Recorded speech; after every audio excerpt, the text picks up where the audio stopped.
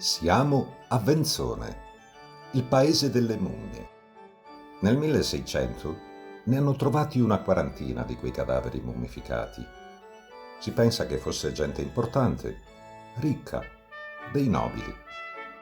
Quando a Venzone comandavano i 40 nobili, che erano i più ricchi del paese, viveva un uomo chiamato Martin. Probabilmente era un nobile pure lui, perché era una persona colta. Dicono fosse stato a scuola dai preti ed era molto istruito. Un giorno questo Martin non si sa cosa abbia fatto, se abbia ucciso un nobile o se abbia commesso qualcosa contro qualcuno di Venzone. Comunque deve averla combinata grossa. E il consiglio dei 40 nobili, per non ucciderlo, in quanto era uno di loro, lo esiliarono da Venzone, proibendogli di rimettere piede in paese, pena la morte.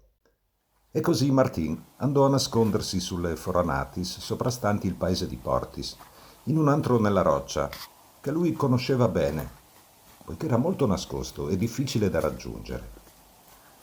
Ancora oggi è conosciuto come la Buse di Martin. Questo Martin pare abitasse sulle Foranatis al tempo di Napoleone, perché qualcuno racconta che aveva una bellissima figlia e che un ufficiale napoleonico gliel'aveva rapita e forse lui ammazzò qualche francese per vendicarsi.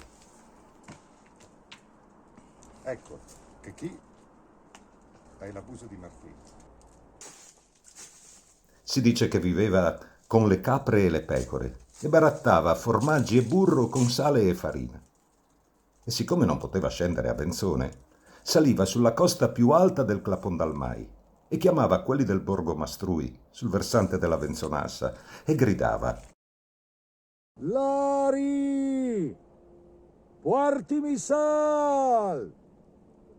Partaimi su farine! Perché lui dicesse così, nessuno lo sa. Non ce l'aveva con nessuno, ma non chiamava mai la gente per nome. Fatto sta che quando Martin chiamava, sicuramente qualcuno del Borgo Mastrui partiva.